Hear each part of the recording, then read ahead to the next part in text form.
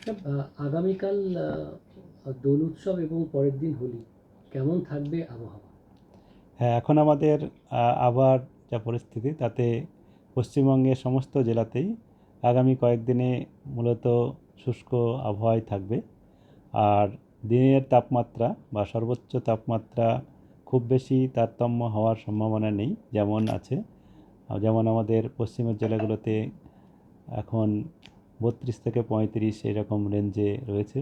আর উপকূলের জেলাগুলোতে আমাদের এখন যেটা তাপমাত্রা রয়েছে 30 থেকে 33-এর মধ্যে এরকম রেঞ্জেই থাকবে, +-1-2 ডিগ্রির মধ্যে হতে পারে। তাছাড়া দিনের তাপমাত্রা খুব বেশি তারতম্য হওয়ার সম্ভাবনা নেই। আর রাতের তাপমাত্রাও তাই। রাতের তাপমাত্রা আজকে আমাদের কয়েকটা জায়গায়, উপকূলের অঞ্চলের কয়েকটা জায়গায় সামান্য একটু বেশির দিকে রয়েছে, যেটি আগামীকাল কমে যাবে। কারণ আজকে কিছুটা সকালের দিকে বা রাত্রের দিকে মেঘলা আকাশ থাকার জন্যে এবং জলীয় বাষ্প বায়ুর নিম্নস্তরে থাকার জন্যে তাপমাত্রা কিছুটা ন্যূনতম তাপমাত্রা বা যে সর্বনিম্ন তাপমাত্রা সেটি কিছু একটু বেশি ছিল, সেটি 1-2 ডিগ্রি কমের দিকে আসতে পারে। তবে খুব বেশি সিগনিফিক্যান্ট নয়, এখন স্বাভাবিকের কাছাকাছি বা স্বাভাবিকের থেকে 1-2 ডিগ্রি বেশি থাকবে।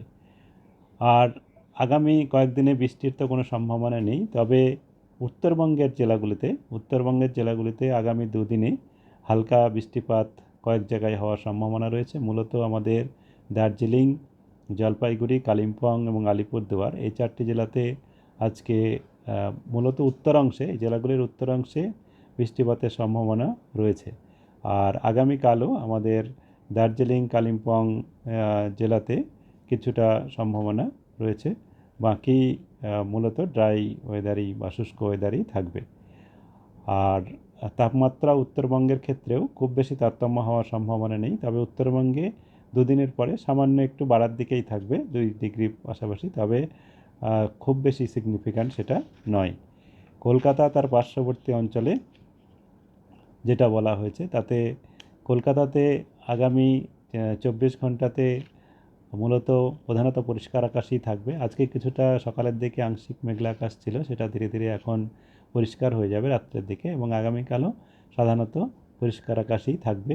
তাপমাত্রা 32 থেকে 33-এর মাঝামাঝি সর্বোচ্চ তাপমাত্রা, সর্বনিম্ন তাপমাত্রা 23 ডিগ্রির কাছাকাছি থাকার সম্ভাবনা রয়েছে।